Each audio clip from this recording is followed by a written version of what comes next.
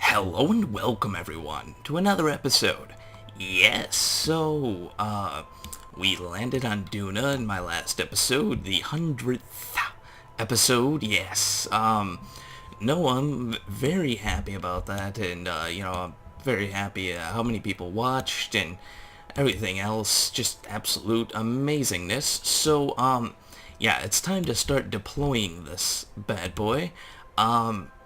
Now, I did encounter some problems. You guys noticed on my landing I was stating that I ran out of fuel, and that wasn't because of me actually burning these engines. Somehow, someway, this fuel got expended, and I don't know how. But, yeah, so let's just drop this down. Oh, wait, nope, not yet.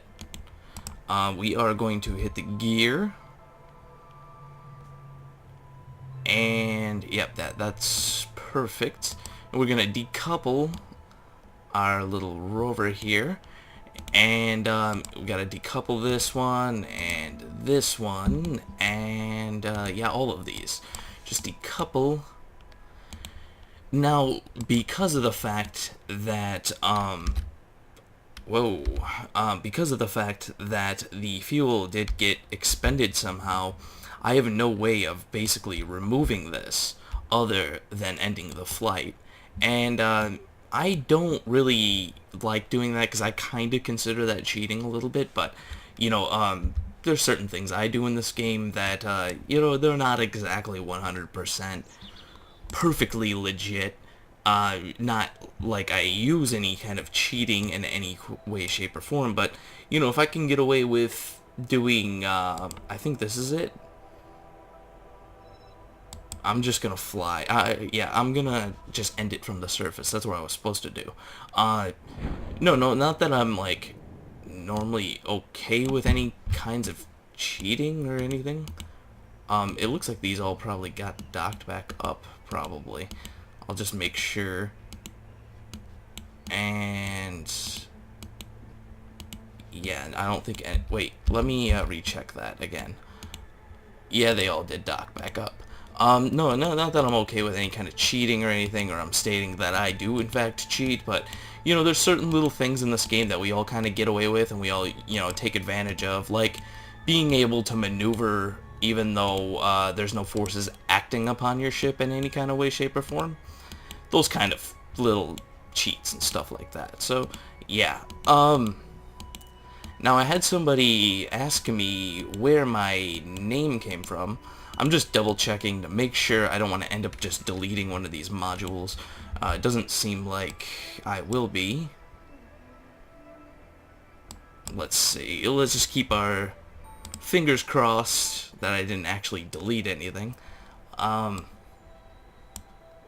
Yeah, it looks like they're all here. Yeah, start on the lander. No, so now I had somebody ask me, where did my name come from? Like, how did I come up with my name? Now, that is a long story. The YouTube name, basically, this used to be just my regular personal account, and I used to just use that as, I used to use this account just to, do my normal YouTube searches and all that kind of stuff, and I still use it normally. I actually don't even have another account. The only one I have is, basically, if you have a Gmail account, then you basically have a YouTube account. I don't know how many people know that, but, I have the KSP Goosexy, Goosexy KSP email, which is basically my name that I use, for my email and everything, so you guys can reach me, because I do not want to give out my personal email, and that is just kind of how that thing goes. Now, my name initially was Goose, and it always kind of has been Goose, depending on the game I was playing. And, yeah, I better start considering putting these solar panels out. I almost completely forgot about that. Put the brakes on, and one of these modules at least has to have a solar panel out. I'm afraid, I usually just put one out. I ended up trying this out before, and it worked out pretty well. Turn off these brakes, and I just put one out just in case if, like, some kind of atmospheric drag, or I end up bumping into the panel and destroying it. I'll have, like, one panel destroyed, but all the rest will be fine. But anyways, getting back to my name, I initially started off on Battlefield Vietnam. When that game, like, basically first came out, that was, like, my game. I was playing that like crazy. And my brother also got me into PC gaming. So what ended up happening is he became Maverick and I became Goose. So that's where that kind of started off, basically. And ever since then, he's been Maverick, I've been Goose. But the thing is we kind of stopped gaming together. And I kept my tag, he kept his, and then I ended up starting to play World of Warcraft when I think I was like 16 or something, when the game like first came out. I was like in high school or something, but no, I ended up playing that for a while, and that was basically my life for a while, was like freaking World of Warcraft. A little bit of EVE Online, a few different games, but mostly World of Warcraft. I was like addicted. And shortly thereafter, when I first made my character on that game, a friend of mine, well, like basically we all kind of started playing at once, and when I went to go make my name, I was always Goose, and I went to put in my character creation, and no Goose was available. So I was like, okay, so Goosexy. And all my characters after that, because the XI was supposed to be like Roman numerals, and all my characters after that too had Roman numerals. And this is the only one that basically stuck. So, I ended up just kind of keeping that, and I'm not understanding why these things aren't coming together, because I did this before, and it was just, like, they went together so nice. I probably did this initially in, like, 5 minutes. So, things never working when you need them to. That is normal in KSP. That is not anything anything even remotely new. So, that's where my name kind of came from. I know it's not like, it is a bit of a long story, but, Counter-Strike Source, that was like another game that I used to play a lot, like an insane amount of, especially Zombie Mod, and I don't even know if that exists anymore, or if it's kind of been replaced by something else, but there we go. Perfect. Zombie Mod was another game I used to love playing. It was kind of like, I don't know if you want to call it Left 4 Dead before Left 4 Dead. It was fun for a little bit, and that was a game that, like, Counter-Strike, I played that until, like, my eyes bled, along with World of Warcraft and Battlefield Vietnam. I was actually in a, I was like in a gaming clan for that and all that stuff. We were playing like matches and going against people. We weren't like the best or anything like that, but we were fairly good. We had our own servers, and it was a fun little experience. But yeah, I haven't really talked to any of those guys in like years. So, I mean, I occasionally come by and say hello or whatever. It's kind of like with the people I played Eve with too. I really liked hanging out with all of them and all that stuff, but I just don't know. Like, I'm not really big on like, it's like I don't even have the time to come on there sometimes just to like drop by and say hello. So I talk to them sometimes, You know, I'll kind of drop by for a day and then I'll disappear for like 2 weeks and then I'll come back again for a day and disappear for another 2-3 weeks or something. But you know, overall, it's been fun. You know, you meet a lot of people. The more you game, the more people you end up like just kind of running into and meeting and everything else. And yeah, I've met my fair share, along with a lot of bad apple kind of people that you just really don't care so much for. You know, there's always those kind of people, no matter where you go, I guess. But EVE Online, that was a fun game, but you know, it really takes a specific kind of person to really play that game. And I'm not one of those kind of people. Like, I am in a sense that I like the idea of EVE Online, but not in the sense of how much time you need vested. Like, if you want to play World of Warcraft, sure, you need to vest your time to, you know, get a really good character and all that stuff.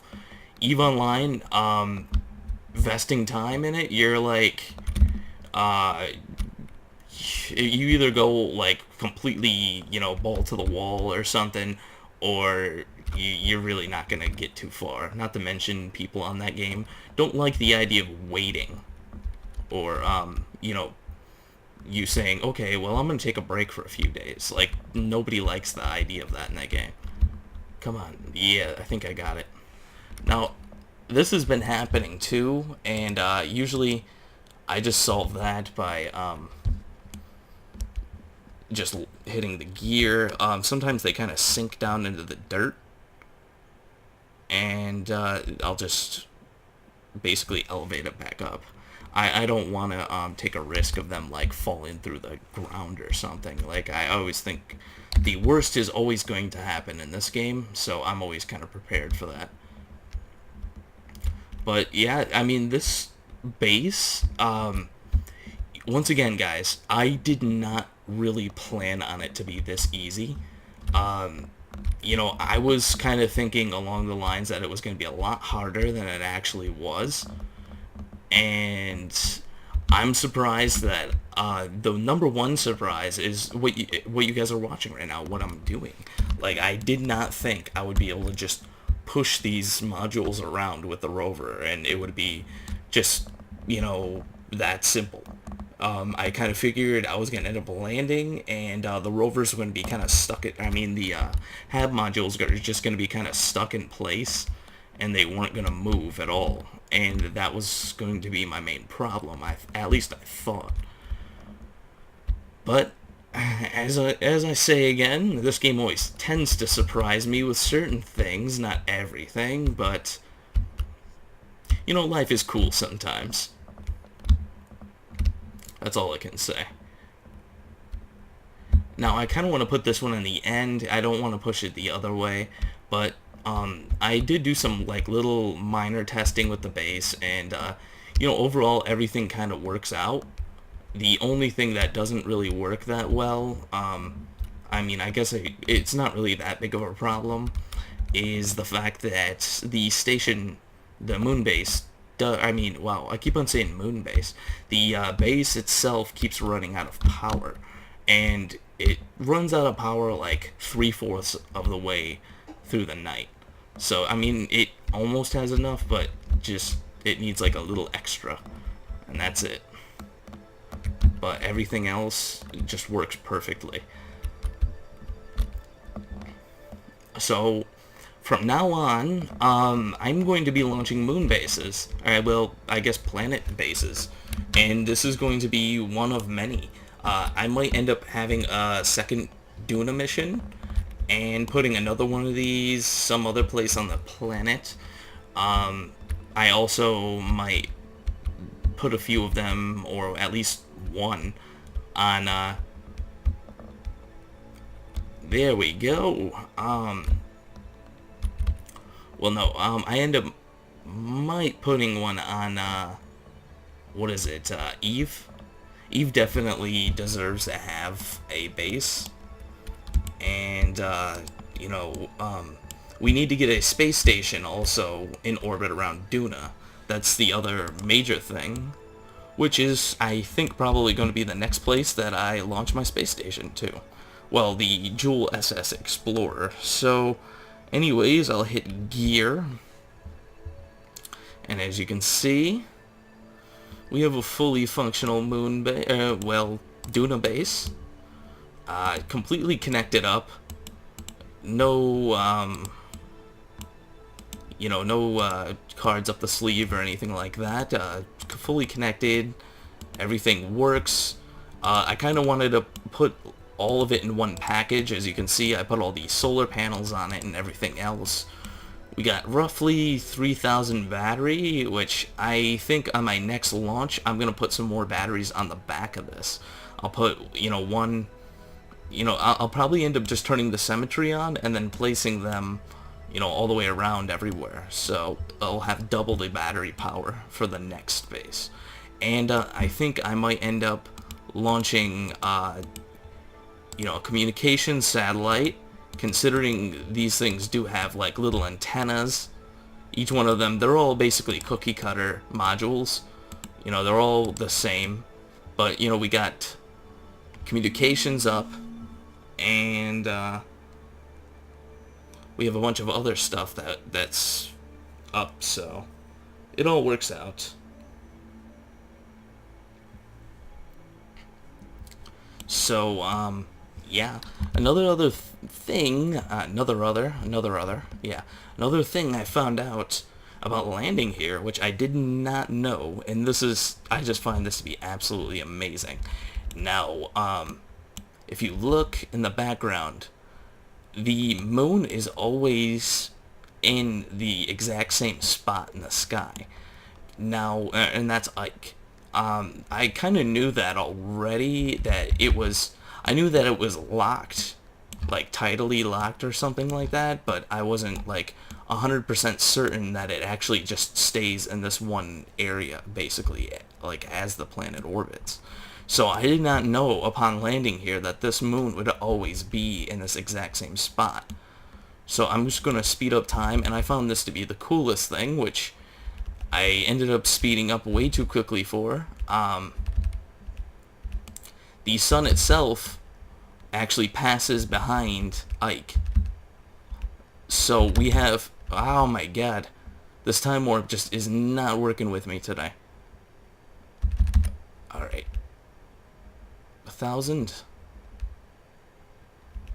The sun itself passes along the exact same angle as the moon itself, and we get an eclipse every single day, if you want to call it that. So we get an eclipse right here, and the only problem is the overall light stays the same, the lighting.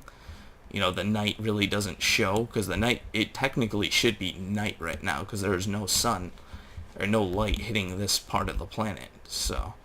But this is just absolutely awesome. Like, I ended up finding out all this stuff upon landing here, and I ended up setting up the base just to see everything worked, and then I just ended up quick saving, and, reverting back to what we had when we landed. So, anyways, I've been talking for a little bit too long here, but, yeah, we definitely have a fully functioning base. We have enough for 16 Kerbals, 2 in the rover, so if you want to say 18, you can, but 16 Kerbals. We got our flag down. You've been standing next to this flagpole for like 3 days, dude. Just go back in the rover or something. Oh, and I almost forgot to do this as well. It's always about adding the little features. I totally forgot about putting all these out, so definitely have to have ladders. How are you supposed to get in your little Duna base, man? Like, really? I mean, these things just came together so nicely, and everything works out. Even these docking ports that are still on here, it just kind of adds to it. It just makes it look so cool looking. The only complaint I do have is that there's no windows anywhere. The window is basically right here. You can see the little part of the square coming up, but you know, it just looks so awesome because it looks like this piece was almost manufactured to be right here, and it looks kind of custom looking. Like I don't even know. So it's just absolutely amazing. So let's get in your new home, sir. You will be staying here indefinitely.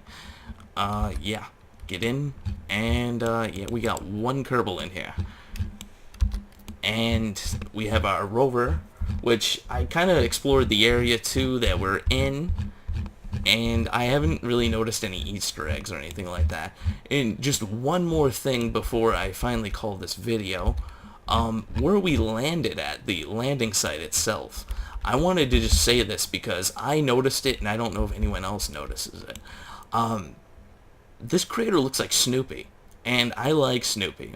You know, this is, you know, kind of like the Snoopy head here. I'm gonna call this Snoopy head crater. I don't care what anyone says, it's Snoopy head crater. So I think I'm gonna go back and just rename this real quick. Whichever one is in control.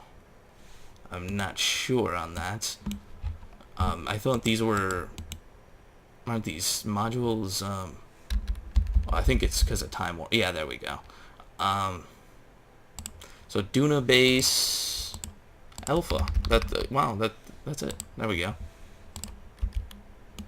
And yeah, guys. So we have our fully functioning moon base. Got some prime real estate on the planet. And yeah, if you haven't already, subscribe. 500 subscribers, guys. I'm absolutely just unbelievably happy right now. You guys are freaking awesome. 50,000 video views. Well, it's like 52 now or something like that. But yeah, anyways, I will see you next time.